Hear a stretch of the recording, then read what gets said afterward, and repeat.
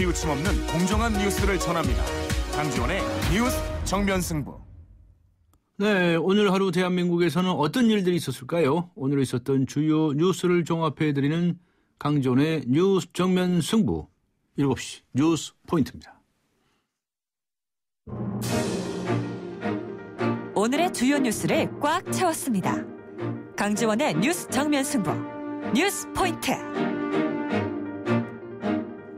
네, 먼저 정치권 등 우리 사회에 있었던 일들부터 살펴보겠습니다. 친절한 숙현 씨의 까칠한 뉴스 시사 컬럼니스트 이숙현 씨 나오셨습니다. 안녕하셨습니까? 네, 안녕하세요. 네, 오늘 김영란 전 국민권익위원장이 일명 김영란법에 대한 입장을 밝혔죠. 네. 어떤 얘기들이 오고 갔습니다.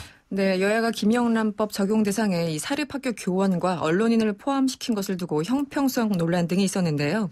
오늘 김영란 전 위원장은 위헌이라고 생각하지 않는다고 밝혔습니다. 오늘 오전에 기자회견에서 밝힌 내용인데요.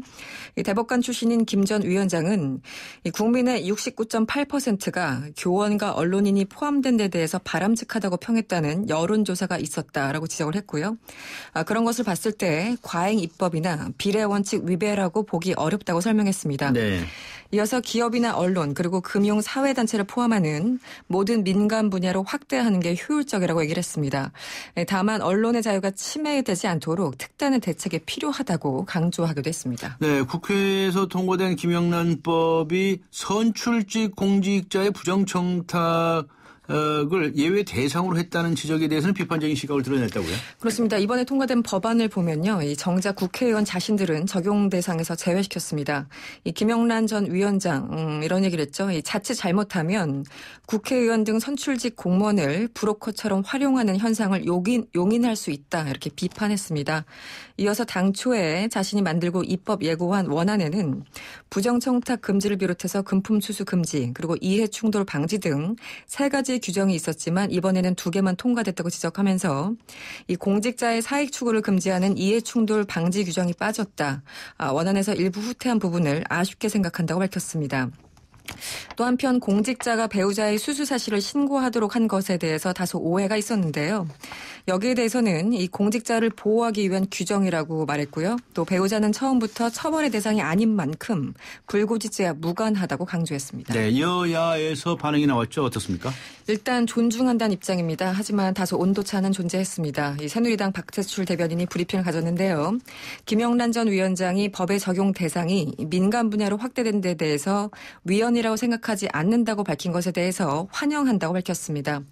이어서 공직자 이해충돌 방지 내용이 빠진 것과 관련해서는 향후 국회에서 보완하는 과정에서 논의할 여지가 있다고 밝히기도 했습니다. 한편 새정치민주연합의 박안주 대변인도 브리핑을 가졌는데요. 법 제정 과정에서 이해충돌 방지와 관련해서는 이 직업 선택의 자유 침해 등 일부 위헌 소지를 제거하고 오는 4월 임시국회에서 논의하기로 합의했다. 이렇게 시기를 못 박으면서 다소 온도 차이를 보이기도 했습니다. 네, 오늘 국회에서는 인사청문회가 또 열렸죠. 임종용 금융위원장 후보에 대한 인사청문회 아니었습니까? 네네. 어떤 얘기들이 오갔습니까? 여러 가지 정책 얘기들이 나올 수밖에 없었는데요. 일단 임종용 후보자는 현재 1,100조 원에 육박한 가계부채 문제에 대해서요. 아직 위기 상황은 아니라고 평가했습니다. 네. 이 가계부채 증가 속도에는 유의를 해야 되겠지만 시스템 리스크 수준은 아니라는 설명입니다. 또 지금 하나은행과 외환은행 조기 통합과 관련해서 이 노사 협의를 거쳐야 된다는 입장을 보이기도 했고요. 또 우리은행 매각 문제에 대해서는 이 공적 자금 회수를 목표로 우리은행은 신속하게 민간에 매각해야 된다는 입장을 보였습니다. 그러면서 지금 그 다양한 매각 방식을 공론화해야 된다 이렇게 강조하기도 했습니다. 네. 오늘 개인 도덕성에 대해서 당연히 또 문제가 있었는데요. 임 후보자의 다운 계약서 문제가 도마 위에 올랐고요. 또 박근혜 정권의 이 후보자들 필수 코스가 된 위장 전입 문제도 도마 위에 올랐습니다. 지난 2004년 여의도 아파트를 매입하면서 실제 6억 7천만 원을 줬지만 2억 원으로 신고해서 2,700만 원을 탈루한 다운 계약서 문제 그리고 위장 전입 등을 야당 의원들이 집중적으로 지적을 했는데요. 임 후보자는 송구하다면서 유감 입장을 여러 차례 표명했습니다. 네. 어제 오늘에 이어 걸쳐서는 해양수산부 장관 후보자 그리고 국토 교통부 장관 후보자에 대한 인사청문 보고서 네. 이게 채택이 된 겁니까? 그렇습니다. 네. 국회 국토교통위원회는요, 오늘 유일로 국토부 장관 후보자에 대한 인사청문 경과 보고서를 채택했습니다. 앞서 어제는 유기준 후보자에 대한 보고서도 채택되면서 이른바 현직 의원 불패 신화를 이어갔습니다. 야당은 그냥 합의해주기가 좀 무한했던지 이 후보자의 도덕성 일부에 대한 지적을 담는 조건으로 보고서 채택에 동의했다고 합니다. 또 이른바 10개월 이 시한부 장관직에 대한 우려도 이 보고서에 함께 담았습니다. 네, 그런데 박상욱 대법관 후보자 청문회에 관해서는 오늘 여야 대표가 만났는데도 불구하고 원내대표가 만났는데도 불구하고 청문회 개최 일정도 작성 못했네요. 그렇습니다. 오늘 유승민 새누리당 원내대표랑 새정치연합 의윤근 원내대표가 주례회동을 가진 날이었습니다. 하지만 말씀하신 것처럼 박상욱 후보자 청문회 여부에 대해서는요. 이 야당 측이 의원총회를 통해서 입장을 정리하기로 하면서 오늘 결론을 내리지는 못했습니다.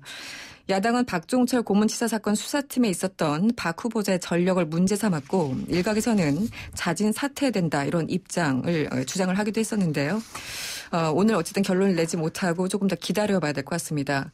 한편 여야는 내달 이 누리과정 국고지원 예산 5,064억 원을 집행하고 지방채 발행을 위한 지방재정법 개정안도 처리하기로 오늘 합의했습니다. 네, 이번에는 개성공단 관련 소식인데요. 정부가 북한의 일방적인 임금 인상 조치를 따르는 개성공단 입주 기업 그건 제재하겠다. 네. 이런 방침을 세웠다는 이야기가 들어와 있네. 그렇습니다. 일방적인 북한의 어떤 방침에 휘둘리지 않겠다는 그런 그 입장인 것 같습니다. 네. 통일부 당국자는 오늘 기자들과 만났습니다. 남북 합의에 위배되는 북한의 일방적인 노동 규정 적용은 수용이 불가하다고 강조했고요. 임금 지급 가이드라인을 설정해서 기업들을 지도할 계획으로 밝혔습니다. 한마디로 이 공문을 통해서 북측 근로자의 3월 임금을 인상하지 말고 종전대로 지급해달라 이렇게 당부할 예정이라는 건데요. 따라서 이를 따르지 않는 기업은 제재를 받을 것으로 보입니다. 앞서서 북한은 지난달이었습니다. 월 최저임금을 3월부터 기존 70.35달러에서 74달러로 인상하겠다고 일방적으로 통보해 와서요.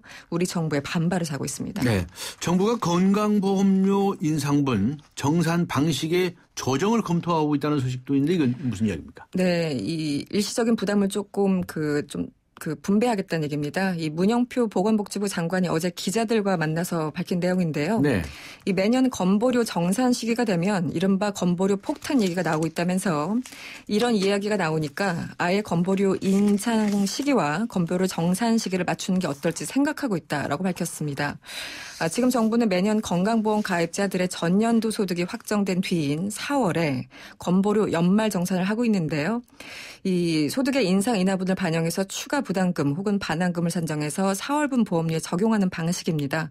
그런데 소득이 늘어난 가입자는 일시에 많은 보험료를 내야 되기 때문에 상당히 부담스러운 게 사실입니다. 그래서 월급이 늘거나 줄어드는 것을 감안해서 보험료를 새로 산정하는 방식을 검토하고 있다는 게 문영표 장관의 입장입니다. 또 지금 3회에서 10회로 나눠 정산할 수 있는 보험료의 분할 납부 기간을 확대하는 방안도 정부는 검토하고 있는 것으로 알려졌습니다. 네, 수고하셨습니다. 감사합니다. 네, 시사 컬럼니스트 이숙현 씨였습니다.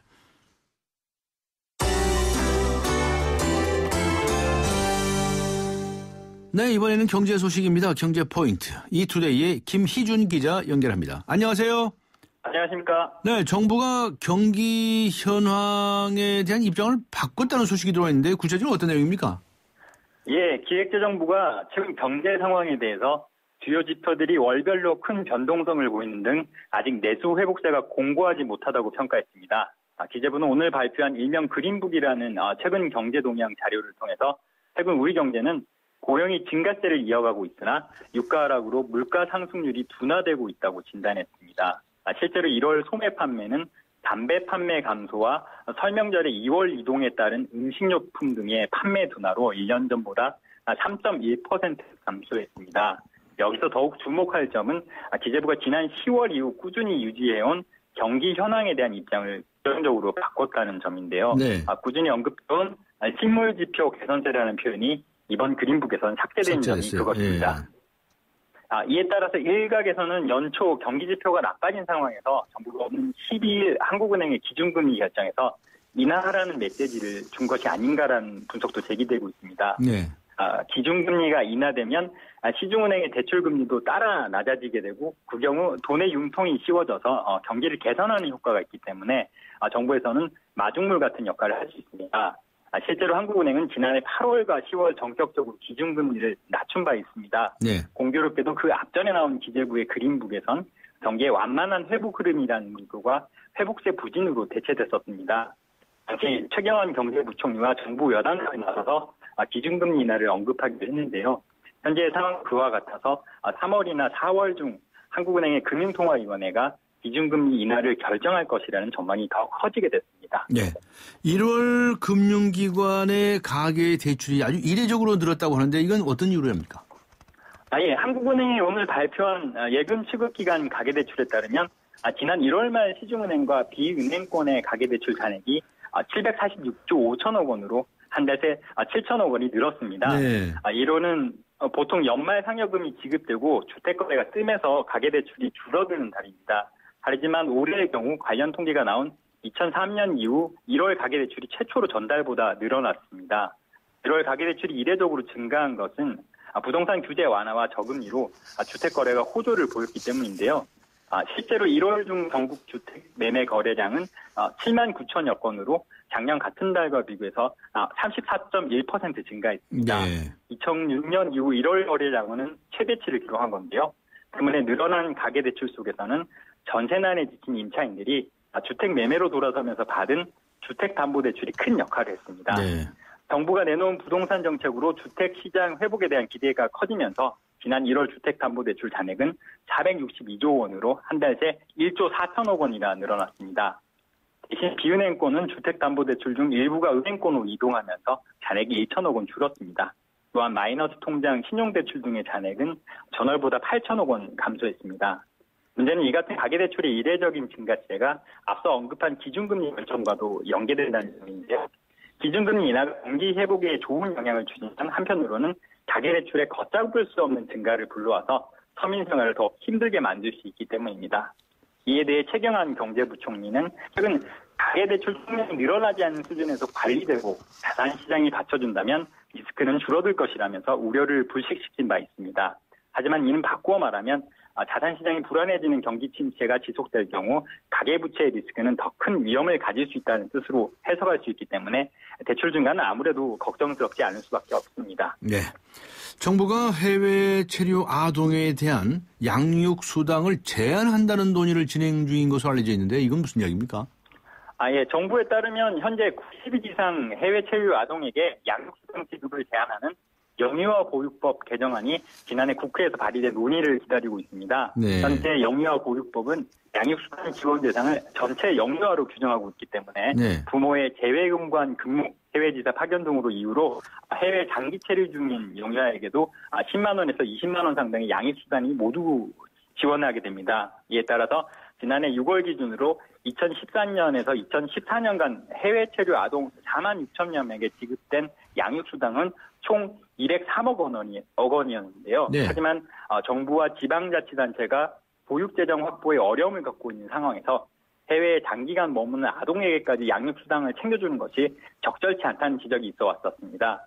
특히 체류국에서 복지 혜택을 받는 경우도 있어서 이중수혜라는 논란도 있었고요. 네. 이를 감안해서 국회는 90일 이상 해외 체류 아동에게 양육수당 지급을 제한하는 내용의 영유아 보육법 개정안을 논의 중입니다. 정부 측에서는 4월 임시국회에서 개정안이 처리되면 이르면 올해 안에 해외 체류 영유아에 대한 양육수당 지급은 중단될 것으로 내다보고 있습니다. 알겠습니다. 고맙습니다. 수고하셨습니다. 네, 감사합니다. 네, 지금까지 이투데이의 김희준 기자였습니다.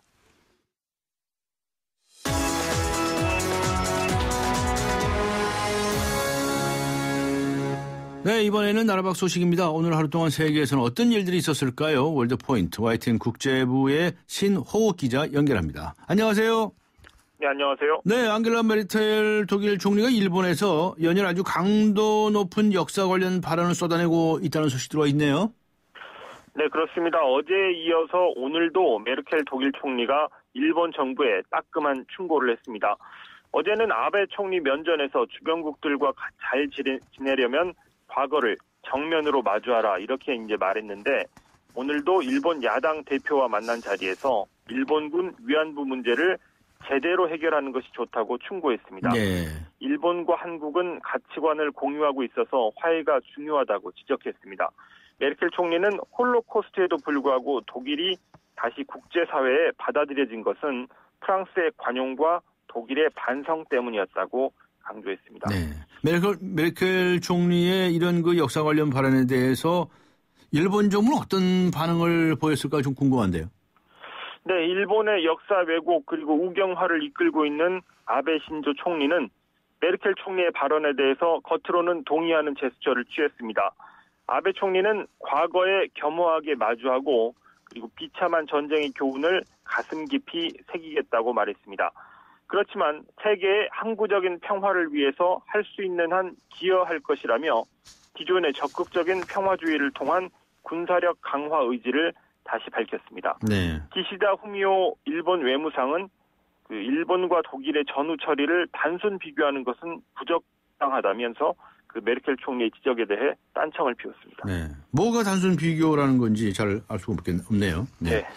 네. 영국의 그 애완견 품평회에서 2등을 한 개가 있다면서요. 네. 그런데 그 개가 독살되는 사건이 발생했다는 소식이네요. 네. 올해 124회째인 영국 크로프츠 도그쇼에서 2등한 제거라는 이름의 개가 예. 벨기에 집에 돌아온 다음 날인 지난 6일 죽었습니다.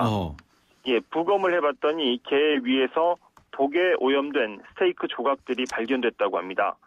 이 죽은 개의 주인은 내부 범죄인 것 같다. 누군가 이 대회에 유감이 있는 사람이 한 짓이다. 이렇게 주장했는데요. 제거 사망 소식이 전해진 뒤 자기 개도 고기 든 스테이크를 먹었다는 참가자들의 주장이 잇따르고 있습니다. 아, 그래요? 예, 수상이 유력한 대회 참가견들을 노린 범행일 것이라는 추측이 나오고 있는 가운데 외신들은 마치 아가사 크리스티의 추리 소설을 보는 것 같다고 이 사건을 표현했습니다. 네. 뉴질랜드 총리 소식인데요. 이 총리가 이 서툰 망치질 때문에 아주 인터넷에서 화제가 됐다는 이건 또 무슨 이야기입니까? 네, 뉴질랜드에서 지금 보궐선거가 열리고 있는데 네. 이 선거용 간판을 세우는 작업을 돕겠다고 뉴질랜드 총리가 나섰다가 망신만 당했습니다. 예, 못질을 하는데 이 번번이 표적을 못을 맞추지 못하는 안타까운 솜씨를 보여줬습니다. 못 하나 제대로 못 박는 총리의 모습을 담은 동영상이 인터넷에 올라오자 조회수는 금세 100만 건을 훌쩍 넘었습니다. 네. 이 존 키 뉴질랜드 총리는 자신도 놀랐다면서 네. 그래도 자기 아내가 사람을 불러서 그런 일을 하기 때문에 걱정하지 않는다 이렇게 해명했다고 합니다. 네. 자신도 놀랐다. 네. 네. 알겠습니다. 고맙습니다. 네. 네. YTN 국제부의 신호 기자였습니다.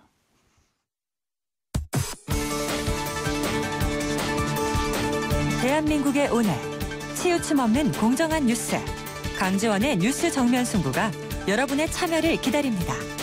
짧은 문자 50원, 긴 문자 100원에 휴대전화 메시지 샵 0945와 YTN 라디오 어플리케이션 예스 게시판에 소중한 의견을 남겨주세요. 참여해주신 분들 중 추첨을 통해 정통 시사주간지 주간경향, 아시아 전문 월간지 매거진엔 구독권을 드립니다. 뉴스 정면 승부는 여러분의 참여로 완성됩니다. 대한민국의 오늘 강지원의 뉴스 정면 승부.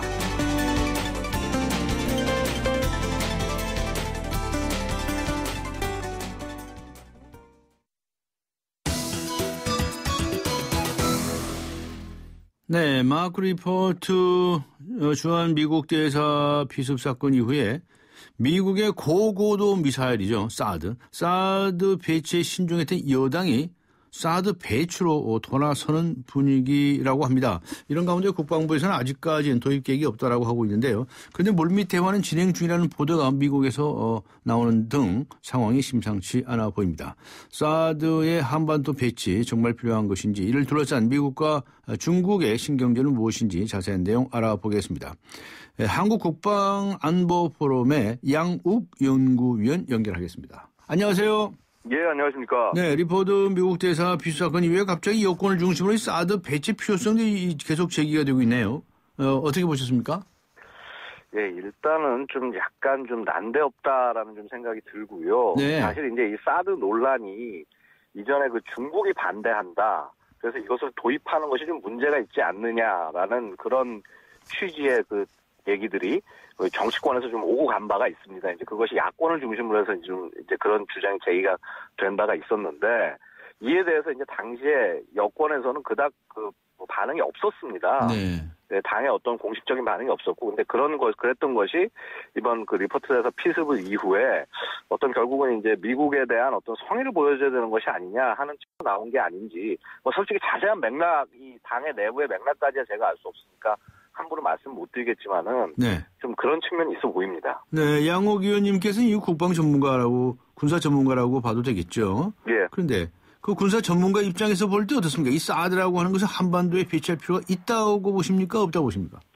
자, 일단 무기 체계 자체로는 사드의 한반도 배치 필요성은 있습니다. 네. 근데 우리가 무언가 필요하다고 해서 뭐든지 다 당장 구매하는 것은 아닙니다. 네. 예를 들어서 자신의 형편에 따라서 혹은 필요에 따라서 뭐 사기도 하고 빌리기도 하고 뭐 이러는 것이 그 보통 사람들이 일반적인 그 장비를 대하는 태도일 것입니다. 네. 이 사드의 경우도 마찬가지로 지금 대한민국이 이 북의 핵 공격이라든가 미사일 공격에 대응하는 이제 여러 가지 전략, 그러니까 맞춤형 억제 전략이라는 걸 짜고 있는데 네. 그것의 이제 세 단계 중에 하나가 이제 미사일 방어고 네. 이 미사일 방어에서 그 기여할 수 있는 그 어떤 무기 체계 중에 하나가 이 사드라는 것입니다. 네. 결국은 이것이 그런 커다란 흐름 속에서 이 군사 전략에서 이것이 필요하다라고 판단을 하고 그다음에 필요하다고 판단을 했을 경우에 언제 어떻게 도입하느냐, 그다음에 국방 예산의 한계도 있기 때문에 네. 그럼 어느 시기에 도입하느냐 이런 부분들이 전부 다 명확하게 그 확립이 되고 난 다음에 이제 도입될 수 있는 것이지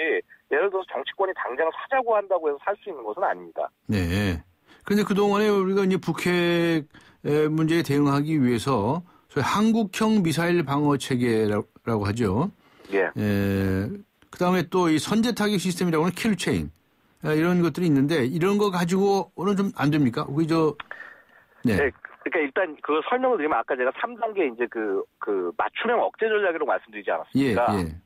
1단계가 이제 북한의 미사일이 사용 이제 전의 단계. 네. 그래서 이제 그 사용하는 어떤 징후가 보인다 하는 단계 때는 군사력이 아니라 그 외교력이라든가 뭐 기타 그 다른 수단으로 제재 수단으로 해서 이를 이제 억지를 하고 그게 안 될 경우에는 킬체인, 그러니까 예를 들어서 미사일을 꺼내가지고 발사하려고 한다. 바로 발사하기 직전이다.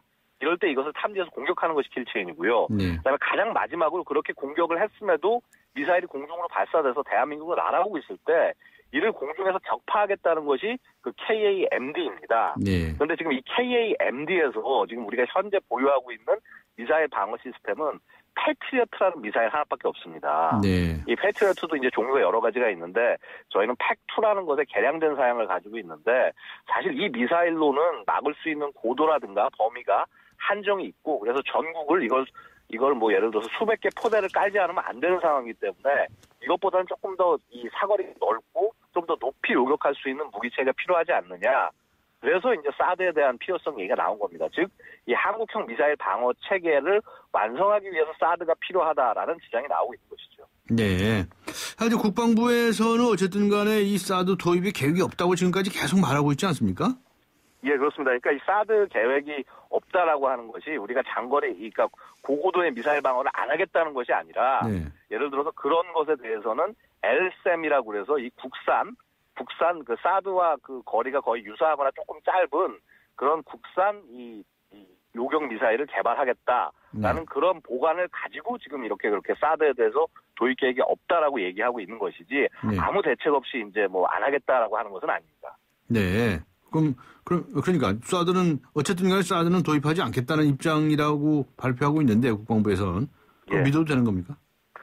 일단은 지금 국방부의 어떤 정책이 크게 바뀌지 않았다고 한다면은 기존의 정책대로 갈 수밖에 없겠죠. 네. 특히 이제 LSAM이라고 하는 것이 이제 국내에서 개발된 MSAM이라고 해서 거리가 좀 짧은 그 미사일이 있는데 그 기술에 바탕을 해서 추가 개발을 하는 것이기 때문에 뭐 사실상 어느 정도 진행되고 있지 않나 뭐 예상이 됩니다. 사실 얼만큼 실제 진행됐는지는 아직 뭐 국방부라든가 이런 데서 밝힌 바가 없기 때문에 이 한국 그러니까 예를 들어서 한국형 사드라고 할 수 있는 이 LSAM에 대한 개발이 어느 정도 진행됐는지는 아직까지 알려진 바 없습니다. 네.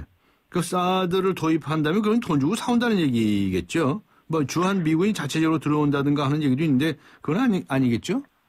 근데 이 부분에 있어서 약간 좀 차이가 있을 수가 있습니다. 아, 그래요? 예. 왜냐하면은 지금 미국이 이 사드를 이제 2008년에 최초 미 본토에 배치하고 난 다음부터 이것을 자꾸 이제 좀 먼 기지로 확장을 시키고 있습니다. 네. 그래서 예를 들어서 이제 이것을 뭐 하와이에도 배치시키고 괌에도 배치시키고 이런 식으로 약간 전진 배치를 하기 시작을 하는데 그런 와중에서 이 주한 미 사령관이 스카파로티 사령관이 한국에도 필요하다라는 의사를 이제 미 국방부 쪽에 표명을 한 것이고요. 네. 근데 이에 대해서 이제 미 국방부는 아직 딱히 정확한 워딩이라든가 정책이 나온 것은 아닌데 작년에 이제 방한했던 워크 부장관의 경우에도 한국에서 좀 필요한 것이 아니냐라는 그 발언을 던져서 파문을 일으켰던 바가 있습니다. 그래서 만약에 이것이 미군의 필요에 의해서 들어온다라고 한다면은 사실 그거는 주한 미군이 스스로가 부담할 수밖에 없는 내용이지만 결국은 지금 우리가 한미 동맹 아니겠습니까? 네. 그래서 예를 들어서 이 대한민국을 보호하기 위해서 한 최소한 2개 정도의 포대가 필요한데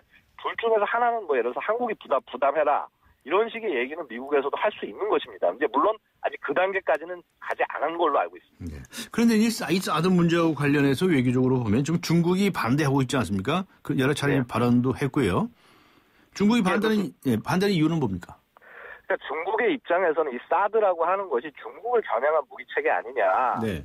중국에 대해서 위협이 된다라는 그 얘기를 하고 있습니다. 네. 근데 하지만 이 사드라고 하는 것은 이 적국에서 날아오는 미사일을 막기 위해서 존재하는 체계이지 네. 적국의 영토를 공격하는 체계가 아니기 때문에 네. 이 부분은 중국의 어떤 오해에서 비롯된 것일 수도 있고요. 혹은 이 사드의 배치라는 것이 결국 MD망의 구축이고 이 MD망이 구축되는 것이 결국 중국을 포위하는 전략이 아니냐라는 그런 판단에 의해서 배치를 좀 반대를 하고 있습니다. 그런데 사실 이것이 중국에게 위협이 되는 부분은 이 레이더의 탐지거리가, 그러니까 미사일의 사거리는 중국과는 전혀 상관이 없는데, 네. 이 미사일을 쏘기 위해 쏘고 이제 뭐 탐지하고 하기 위해서 레이더가 필요하지 않습니까? 네.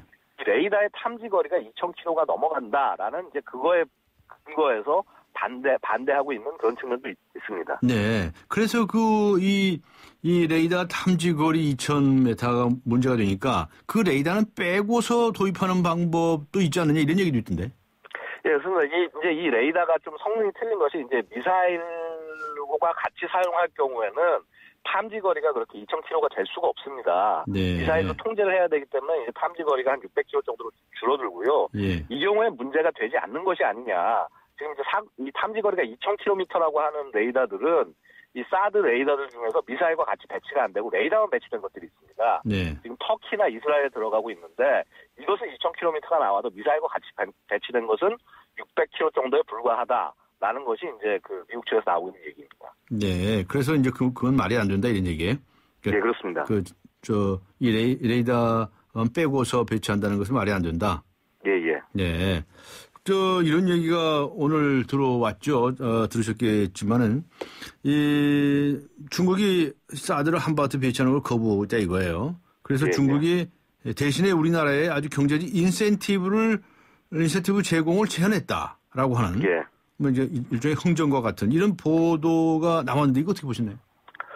저는 이런 가능성은 상대적으로 낮다고 봅니다. 네. 사실 뭐 이것을 한 나라의 무기 체계를 배치하고 배치하지 않는 걸로써 이렇게 그 인센티브를 줄 부분도 중국이 사실 그렇게 많지가 않고요. 예. 그다음에 이것을 이렇게 이 안보와 관련된 문제를 이렇게 딜을 하기는 좀 굉장히 정치적으로 부담이 크지 않았겠느냐. 네. 되려 이런 얘기들이 나오는 것은 네. 아마도 그 한미의 관계를 좀 이렇게 안 좋게 하려는 일본 측의 시각이 사실 들어가 있는 보도로 보입니다. 일본 측의 시각이요? 예. 일본 같은 경우는 특히 이제 지금 이제 미국이 바라보는 이 동북아의 안보 구조는 한미일이 이제 같이 이제 가는 그런 구조인데 네. 지금 이제 한국과 일본이 사이가 안 좋지 않습니까? 네. 일본 측이 좀 약간 이 한국과 미국 사이를 이간하는 측면이 있습니다. 저기는 한국은 믿을 수 없는 존재다. 중국과 저렇게 거래를 하고 있지 않냐. 어떤 그런 시각들이 좀 반영된 보도가 아닌가라는 생각입니다. 네, 그렇군요. 이 중국은 물론 이 러시아까지 고려해야 한다는 얘기도 있던데 이건 무슨 얘기인가요? 그러니까 이제 예를 들어서 러시아 같은 경우도 결국은 이제 대륙간 탄도 미사일을 보유한 국가고, 네. 그 다음에 이제 이 레이더가 배치된 방향이 역시 이제 그 러시아의 그 연해주 쪽을 걸치게 되는 이제 그런 방향이 됩니다. 네. 그래서 결국 이것이 어떤 미국의 러시아 그 미사일 요격에도 이제 그 같이 되는 것이 아니냐라는 얘기가 중국 얘기가 또 한참 나왔었습니다. 그다음에 러시아 쪽 그 외무장관의 경우에도 약간 좀 우려된다는 식의 발언을 한 작년에 한 바가 있었고요. 네. 아마 이제 그런 맥락에서 나오는 얘기로 보입니다. 알겠습니다. 오늘 말씀은 여기까지 듣도록 하겠습니다. 수고하셨습니다. 예, 감사합니다. 네, 감사합니다. 한국국방안보포럼의 양욱 연구위원이었습니다. 서윤이 네, 지금 시각은 7시 29분을 가리키고 있습니다. 곧 30분 되겠습니다. 이 시각 교통 상황 알아보겠습니다. 박화영 캐스터입니다. 네, 전체적으로 도로 위로 여유가 생겨나기 시작합니다. 서부간선도로 위로 이제 여유가 좀 있는데요. 신정교에서 성산대교까지는 밀려 있고요. 외곽으로는 신정교를 중심으로 주춤합니다. 올림픽도로의 공항 쪽으로 고장차가 꽤 오래 서 있었습니다.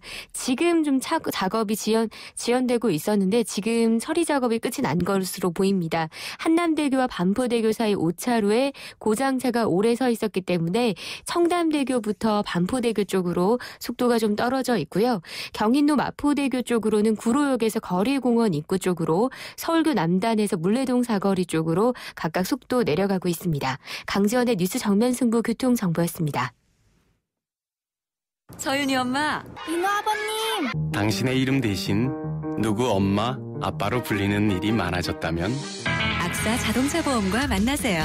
당신과 자녀에게 꼭 필요한 보장을 다이렉트로 더 저렴하게, 모바일로 간편하게.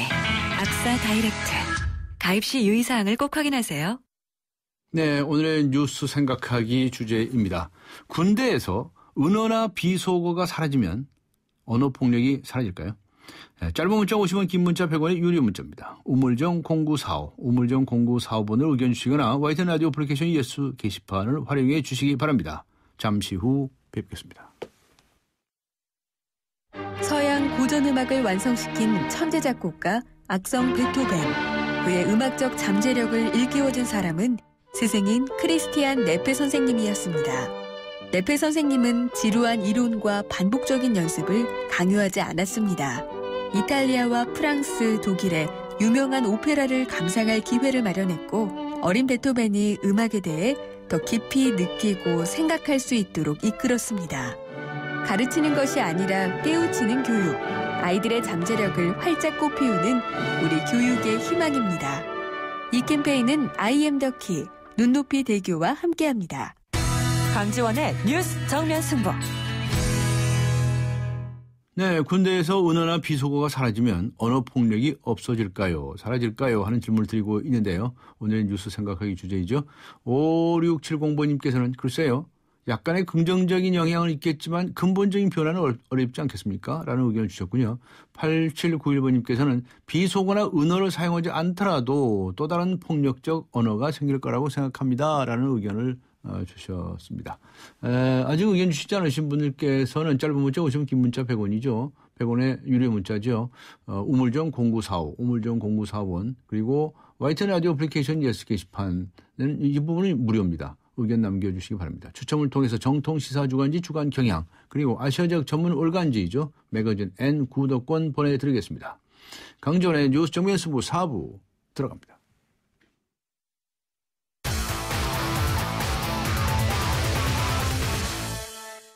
네, 오늘 하루 동안 스포츠계에서는 어떤 일들이 있었을까요? 스포츠 포인트 중앙일보의 박린 기자 연결합니다. 안녕하세요.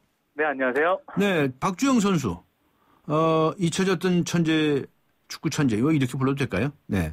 친정팀 FC 서울로 복귀하네요. 아, 네, 맞습니다. 그 프로축구 FC 서울이 박지원과 그 3년 계약에 합의했다고 오늘 발표했는데요. 예. 박지원 2005년 서울에서 프로 데뷔해서 18골 넣으면서 신인왕에 오르면서 축구 천재라 불렸고요. 네. 2008년에 프랑스 모나코에서 활약해서 2011년 잉글랜드 명문 아스날에 입단했는데요. 하지만 그 아스날부터 스페인 셀타비고 잉글랜드 와퍼드, 최근 사우디 알샤밥까지 주전 경쟁에서 밀려서 거의 벤치를 달궜습니다. 네. 최근 10년 축구대표팀 부동의 스트라이커였던 박주영은 올 초 아시안컵에 발탁되지 못했는데요. 7년 만에 친정팀 서울에 복귀해서 부활을 노리게 됐습니다. 서울은 그 스트라이커 부재에 시달렸는데요. 박주영이 천군만마가 될 것으로 보이고요. 개막 라운드에서 8만여 관중이 몰린 K리그 흥행에도 좋은 영향을 미칠 것으로 보입니다. 네.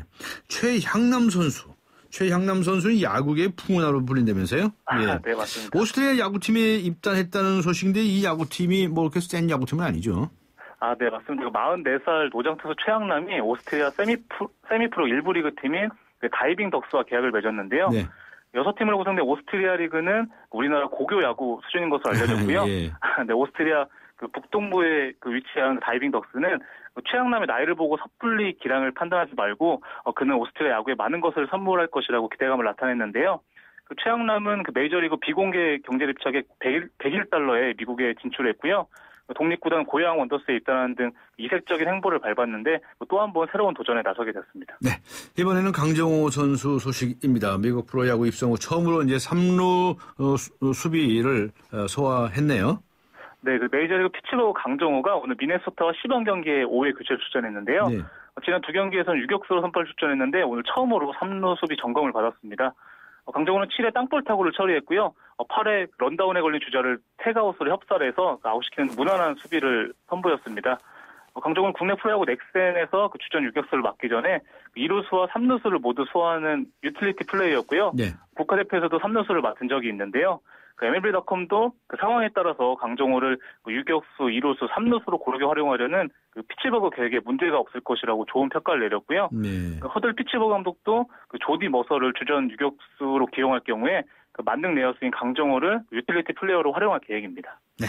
이번에는 기성용 선수 소식입니다. 기성용 선수가 잉글랜드 프로축구에서 활약 중이지 않습니까? 네. 리버풀전을 앞두고서 자신감을 나타냈다고요? 네, 맞습니다. 프리미어리그 수완지시티 미드필더 기성용이 강호 아스날전과 맨체스터 유나이티드전 승리에 이어서 오늘 17일에 리버풀전 승리도 자신을 했는데요. 기성용 오늘 지역지 웨일스 온라인과 인터뷰에서 리그 강호 3팀을 꺾는 홈 대승 해트트릭을 완성할 기회가 왔고 불가능하지 않다고 자신감을 나타냈습니다. 수완지시티는 지난해 11월에 홈에서 아스널을 2대1로 꺾었고요. 지난달에는 맨유를 홈으로 불러들여서 기성용의 골로 2대1로 승리를 거뒀는데요. 지난해 12월에 리버풀전 1대4 대패를 당했던 기성용은 이번에는 서력할 수 있는 기회라고 다짐했습니다. 네. 오늘도 날씨 엄청 추웠죠? 네. 꽃은 추인데, 예. 전국 대부분의 지역에 이 한파주의보가 내려졌는데 프로야구 시범 경기도 모두 취소됐죠? 네, 맞습니다. 꽃샘추위에 시범 경기도 멈췄는데요. 한국야구위원회가 오늘 오후 1시부터 열릴 예정이었던 시범 경기 5경기를 모두 취소했습니다. 넥센과 두산의 목동 경기, 하나와 SK의 대전 경기 등 5경기가 기온이 영하로 떨어져서 취소됐는데요. 한파로 시범 경기 정경기가 취소된 건 이례적인데요. 최근에 한파로 취소된 시범 경기는 2011년 3월에 광주에서 열릴 예정이었던 기아와 두산 경기가 마지막이었습니다. 그렇군요. 고맙습니다. 감사합니다. 네, 감사합니다. 네, 중앙일보의 박린 기자였습니다.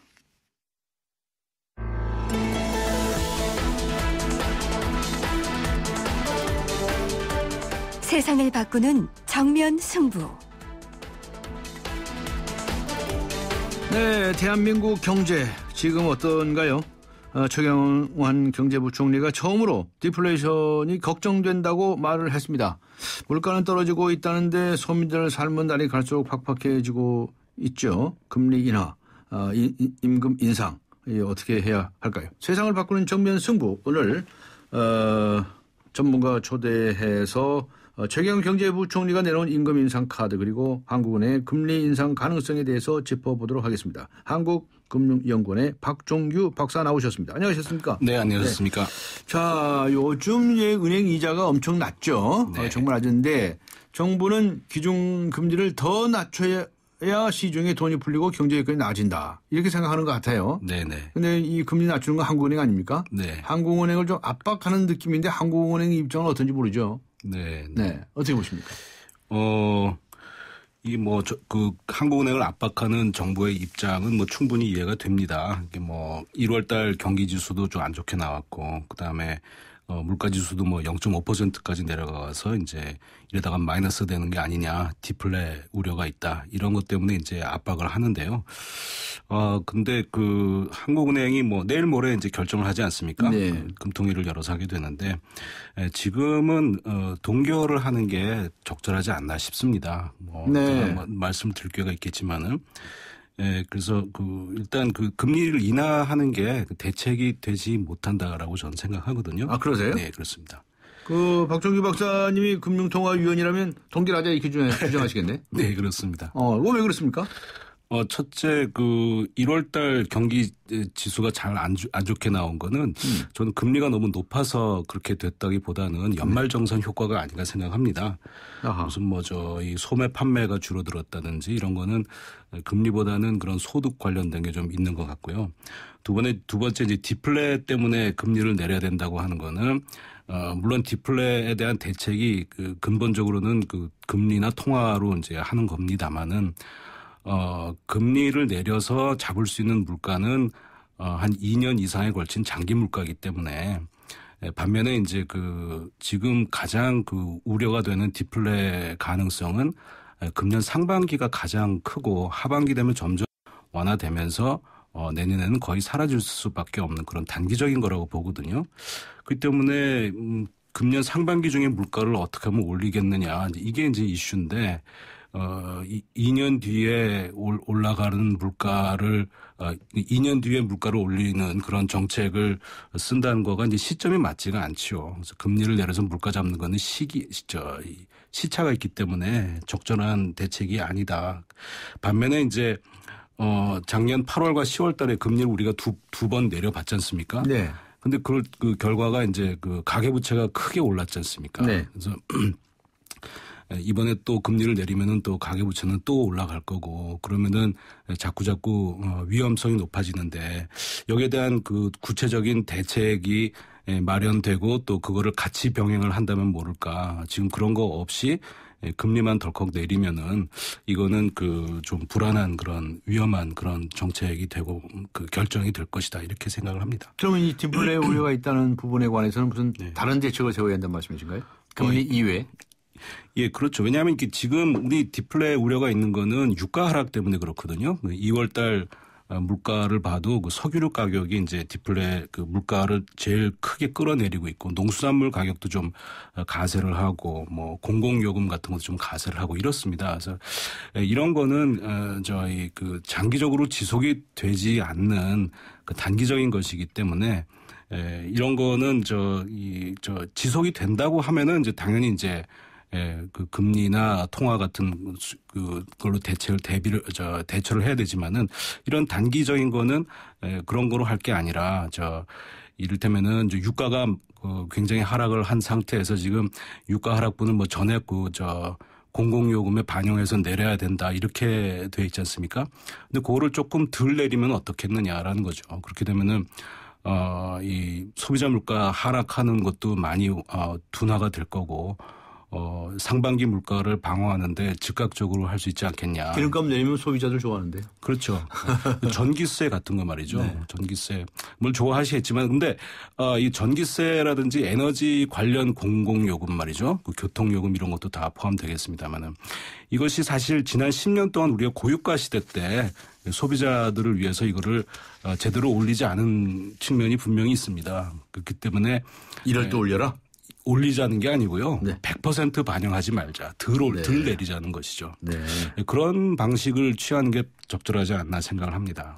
지금 이거 일본이라든지 EU, 유럽이죠. 네. EU라든가 이런 데서는 통화 완화 정책을 아주 과감하게 펼치고 있지 않습니까? 네. 돈 많이 풀고 있는데요. 네. 중국과 인도도 금리 인하에 나서고 있다는 거 아니겠습니까? 네, 그렇습니다. 우리나라만 이래도 됩니까? 물론 이제 금리는 다른 나라들이 다 내리고 있는데 우리만 안 내리는 거가 좀 불안하게 좀 느껴지지 않겠습니까? 네. 근데 이게 옆집 애가 피아노 학원도 가고 태권도도 하고 그런데 우리만 안 시키면 왠지 좀 불안한 게 좀 있긴 하는데요. 근데 금리 같은 거는 각 여건에 맞게 하면 되는 것이지 다른 나라가 한다고 해서 우리가 거의 따라갈 필요는 없다 이렇게 생각합니다. 그렇게 보시는군요. 미국은 어떻습니까? 미국에서는 금리를 좀 올릴 것 같은 가능성이 제기되고 있지 않습니까? 네, 미국은 이제 하반기부터 올려나가겠다 이런 걸 아주 공언을 이제 하고 했었는데요. 네. 근데 미국이 지금 1월 달이 좀 이제 너무 추워갖고 거기가 한파가 돼갖고 조금 이제 경기가 부진해지니까 조금 금리 인상 시기가 좀 늦춰지는 게 아닌가 이런 얘기가 좀 있었다가 며칠 전에 실업률 지표가 발표됐는데 이게 5.5%로 됐답니다. 근데 미국이 장기적인 정상 상태의 실업률이 한 5.8%라고 돼 있는데 그거보다 실업률이 낮아지니까 이렇다면은 금리를 예정대로 6월달, 7월달 경에 이제 올리지 않겠느냐 이런 얘기가 나오고 있습니다. 그런데 이제 그 가장 중요한 게 이제 인플레를 보겠다는 거거든요. 네. 근데 그 미국이 그 기준으로 삼는 그 미국의 근원 인플레이션율 이것이 2%가 되면은 올린다라고 되어 있는데 지금 이게 그 좀 하락하고 있어요. 작년 한 11월부터 조금 하락을 해갖고 1.5에서 지금 1.3으로 내려왔기 때문에 여전히 금리를 좀 앞으로 상당 기간 또 관망하지 않겠느냐. 다음 주에 FOMC가 열려가지고 뭐 발표문이 있겠지만은 제가 볼 적에는 너무 서두르지는 않지 않겠나 이렇게 생각합니다. 네. 물가 얘기를 다시 좀 더 해본다면 말이죠. 네. 사실은 물가가 자꾸 낮아지면 소비자 입장에서는 좋은 거죠. 좋은 거죠. 그죠. 그런데 네. 이제 정부에서는 아주 우려하는 거 아니겠습니까? 디플레. 그거 어떻게 설명하시겠습니까? 네, 소비자에게는 당연히 좋은 겁니다. 네. 그리고 경제 이론으로 봐도 완만한 인플레, -1, -2 정도 인플레가 지속이 되는 게 오히려 그 최적이다 이런 이론이 있어요. 근데 그러나 이제 우리 정부도 그렇고 뭐 IMF도 그렇고 뭐 다른 뭐 전 세계 모든 그 통화 당국 이 디플레이션이라 그러면 아주 무조건 그 나쁜 걸로 이렇게 두려워하는데 그거는 뭐냐면은 1929년에서 33년까지의 그 대공황 때 그 극심한 디플레하고 1990년대 그 일본의 디플레 이 두 가지 경험 때문에 그렇게 그 무조건 하고 이제 두려워한다 이런 게 이제 학계의 정설입니다. 근데 대공황 때나 일본의 그 디플레 같은 것이 과연 그럼 지금 우리나라에도 벌어질 것이냐 이게 관건이 되겠는데요. 네. 근데 그 두 사례를 보면은 그게 아무 때나 그렇게 되는 게 아니라 일단 자산 가격이 대폭락을 했었습니다. 주가하고 부동산 가격이 대폭락을 한 다음에 그러다 보니까 이제 은행의 그 담보 가치가 은행이 갖고 있는 담보물의 담보 가치가 하락을 하게 되고요. 또 한편으로 경제가 이제 안 좋아지니까 은행이 부실해지고 이런 과정을 거치면서 그 금융기관의 자금 중개 기능이 망가지는 그런 그 현상이 이제 발생을 하거든요. 네. 그래서 이 금융기관이 자금 중개를 잘 할 수 있느냐, 건강하냐 이것이 이제 굉장히 이제 중요한데 그 금융기관의 그 자금 중개 기능이 손상이 나다 보니까 이제 우리가 일본에서 봤듯이 이게 디플레에서 벗어나지를 못하고 그 실물도 계속 마이너스 성장을 하고 미국도 역시 미국 대공황 때도 금융기관이 이제 문제가 많이 생겼습니다만은 1933년인가 아주 결단을 내려갖고 아주 그냥 대수술을 하죠. 그러고 나서 이제 디플레 탈출을 했다 이렇게 되는데 그래서 아직은 우리나라가 뭐 지금 디플레가 뭐 0.5% 플러스이기도 합니다만은 금융기관의 그 자금 중개 기능이 그렇게 망가져 있느냐 이걸 보면은 아니거든요. 그렇기 때문에 그런 우려는 아직은 좀 너무 시기상조다 이렇게 생각을 합니다. 네. 그런데 이제 이 디플레이션에다가 이제 소득 증가율까지 많이 났으면 정말 어렵다 이런 얘기를 많이 하는데 그렇죠. 지금 우리나라 이 가계 소득 증가율이 아주 사상 최저치를 기록했다는 통계가 있습니다. 그러니까 20, 30대, 20, 30대가 가장인 젊은이들이죠. 네. 그런데 이 청년 가구의 이 소득이 이렇게 낮은 걸 어떻게 봐야 할까요? 그 통계가 보니까 그 통계청의 가계 동향 조사라는 건데 이게 일자리가 있는 사람뿐만이 아니라 전 가구를 다 조사를 한 겁니다. 그래서 이 청년 취업 20, 30대의 임금 소득 증가율이 뭐 거의 제로에 가까운 이런 거가 됐는데 결국에는 이제 그 말은 뭐냐면은 청년 가장들이 20대 30대 가장 중에 상당 부분이 이제 실업 상태에 있는 거 아니냐 이런 생각을 하게 되는 거죠. 그래서 청년 실업이 작년에는 이제 9%대로 역대 최고였다고 그럽니다. 우리가 그렇게 많이 대책을 했는데 이게 아직도 이게 해결이 안 되고 있고 그다음에 취업을 하고 있는 사람도 이 비정규직 같이 좋지 않은 일자리가 있기 때문에 그런 게 아직 많기 때문에 이 청년들의 이 소득 증가가 이렇게 어렵다 이렇게 보여집니다. 네. 앞에 말씀하신 것처럼 이 디플레이션에다가 소득 증가율까지 저조하면 일본처럼 장기 침체로 들어가는 거 아닙니까? 네. 글쎄. 근데 이게 일본 스타일의 장기 침체냐 아니냐 뭐 이런 얘기들을 많이들 하는데 저 생각에는 한국형 장기 침체는 이미 들어가 있다? 있는 것 같다 이렇게 생각합니다. 예, 한국형. 한국형 장기 침체라는 게 뭡니까? 글쎄, 전 다름이 아니고요. 일본의 장기 침체란 것도 뭐 별다른 게 아니고 경기 사이클이 굉장히 미약해졌기 때문에 나타난 거거든요. 그러니까 경기가 올라갈 적에 굉장히 못 올라가고 내려갈 때는 심하게 내려가고 이런 사이클이 두세 번 반복하니까 이제 잃어버린 10년이 되고 말았는데 우리나라도 보면은 2012년 4분기부터 이제 경기 확장 국면이 이제 들어왔는데요. 지금까지 보면은 경기 확장 국면이 역대 그러니까 75년부터 지금까지 11번째 지금 경기 확장 국면인데 역대 가장 미약합니다. 그래서 이 경기 사이클이 이렇게 미약해진 것 자체가 이미 한국형 장기 침체에 들어와 있다고 봐야 된다. 우리가 장기 침체에 왔다고 보고 어떻게 하면 여기서 빠져나가야 될 것인가 이거를 이제 찾아야 되는 그런 상황이다 이렇게 생각합니다. 네. 그래서 그렇습니까? 이제 최경환 경제부총리가 이 임금 인상 네. 문제를 들고 나왔는데 네. 기업이 좀 임금 좀 올려라. 네. 뭐 이렇게 직접 압박도 하고요. 네. 또 최저임금 협상이 진행이 되고 될 텐데 네. 앞으로 네. 그것도 좀 올려야 된다 이런 얘기들이 나오고 있습니다. 네. 어떻게 보십니까? 저는 적절한 방향이라고 생각합니다. 지금 임금이 지금 가계소득에서 굉장히 많은 부분, 그러니까 75% 이상을 차지하고 있는데 이것이 2008년부터 계속 실질 가치로 정체가 되어 왔거든요. 그래서 가계소득이 그러다 보니까 가계소득이 잘 늘어날 수가 없고 이러니까 가계소득이 이렇게 늘어나지 못하는 상황에서는 뭐 내수 활성화라는 건 거의 불가능하기 때문에 네.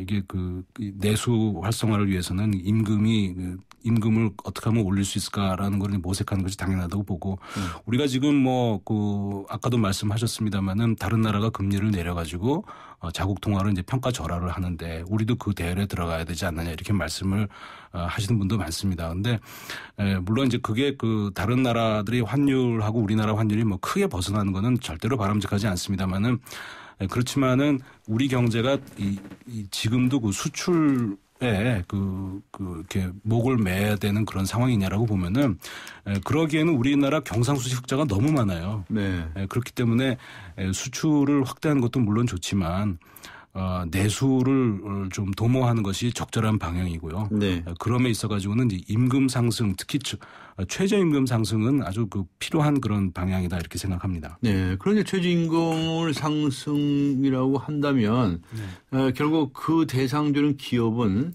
주로 이제 중소 영세업 사업자일 거다. 그렇습니다. 뭐 대기업의 그 사람들이 뭐 최저임금 주는 게 아니잖아요. 그죠? 글쎄 말이죠. 근데 영세 사업자들이 그런 능력이 있느냐. 네. 영세 사업자는 더 어려워지는 거 아니냐. 그렇습니다. 하는 얘기가 많습니다. 네네. 물론 근데 대기업 재벌 쪽에서 이거를 반대를 해요. 근데 이제 물론 이제 중소기업 하고 영세 소상공인, 영세 자영업 이런 분들이 이제 부담을 많이 느끼실 거고 그래서 이게 쉽지는 않은 문제라고 생각합니다. 그러나 작년에 이제 7.1%가 올랐는데요. 그래서 그게 얼마인가 하면은 시간당 370원이에요. 예. 그래서 이거를 하루 8시간으로 치면 한 얼마입니까? 3, 8, 24 한 3,000원 정도 오른 건데 하루 일당이 예. 이거가 부담스러워 갖고 저희 고용을 줄여야 되는 그런 영세 자영업자 물론 부담이 되겠지만 그래도 그 정도는 좀 감내를 하고 뭐 다른 쪽에서 뭐 생산성을 높인다든지 아니면은 다른 길을 찾는다든지 하는 방향으로 좀 우리가 해야지. 이런 식으로 최저임금을 낮은 상태로 둬가지고 되겠느냐 이렇게 생각을 합니다. 쉽지는 않은 문제죠. 그 최저임금 이외에 중견기업이나 대기업 쪽의 임금 인상은 이를 위해서는 뭐 따로 무슨 정부에서 할 수 있는 방법이 없죠. 정부에서 그래가지고 작년에 말로 그냥 올려라 법으로도 했죠. 법으로도 지난 3년 증가율보다 더 많은 임금을 지급하면은 세제 혜택을 준다 이런 거를 했었어요. 근데 뭐 요즘 얘기 나온 거 보면은 전혀 정부는 금년에 3.8% 공무원들 임금을 증가시키겠다고 하는데 경총 이런 데서 가이드라인 나온 거 보니까 1.6%로 하라 반토막 내가지고 이제 그 가이드라인을 정청에서는 이제 기업들에게 그렇게 공고했다는 거죠. 네네. 네. 근데 완전히 그 정보하는 거하고 뭐 거의 뭐 정면으로 이렇게 부딪히는 반대되는 지금 기싸움을 하는 것 같은 그런 느낌마저 주고 있는데요. 예. 이렇게 근데 정책이 아무리 잘 만들어진 정책이라도 좀 호응이 좀 잘 해줘야지 이게 효과가 나는데 호응이 이렇게 안 되면은 아무리 좋은 정책도 이제 효과가 날 수가 없으니까 좀 호응을 하는 게 좀 필요한데요. 근데 저는 이렇게 생각합니다. 이렇게 그 기업 부문에서 이렇게 이런 그 정책에 호응을 잘 해주셔야지 그렇지 않으면은 정부가 할 수 있는 건 그 다음에는 뭐냐면은 다시 법인세를 올리라. 이거밖에 남는 게 없을 것 같습니다. 그런데 다시 법인세를 올리게 되면은 그건 기업들에게 굉장한 부담이 될 거거든요. 예, 그렇기 때문에 아니 뭐 사내 유보금은 뭐 수백조 원이랬는데요. 글쎄 말이죠. 근데 그거를 가지고 세금 내면 되겠네요. 네? 하여튼 다시 법인세를 올리면 제가 추계를 한 거 보면은 2013년 경우에는 7조 원의 그 법인세를 들고 걷었다 그래요. 근데 그걸 다시 걷게 되면은 부담이 어떻게 되겠느냐. 그러니까 그런 말 나오기 전에 좀 호응을 좀 잘 해갖고 자기도 좋고 경제도 좀 좋아지고 이런 거를 봤으면 좋겠다 이렇게 생각합니다. 고맙습니다. 감사합니다. 네, 지금까지 한국금융연구원의 박종규 박사와 함께 했습니다. 에이스 고객 이정재, 침대를 말하다. 가구는 디자인만 보고 사도 되지. 근데 침대를 그렇게 사봐라. 아침에 어떻게 되겠어. 잡았으면 알 텐데. 침대는 가구가 아니다. 침대는 에이스다. 에이스 침대. 네, 군대에서 은어나 비속어가 사라지면 언어 폭력이 사라질까요? 오늘의 뉴스 생각하기 주제였지요. 5822번님께서는 말수가 바뀌면 행동이 바뀐다고 봅니다. 군 부대도 말수가 바뀌면 구타도 줄고 상하 간 상호 간 전우애가 두터워질 것입니다. 5822번님 의견이셨고요. 6030번님께서는 군대에서의 언어폭력은 언어 자체의 문제라기보다도 사람을 사람으로 대우해주지 않는 무조건적인 상명하복 문화 때문이라고 생각합니다라는 의견을 주셨습니다. 휴대전화 끝자리 8791번님께 주간 경향을, 5822번님께 매거진 N 구독권 보내드리겠습니다. 3월 10일 화요일 오늘 순서 모두 마칩니다. 고맙습니다.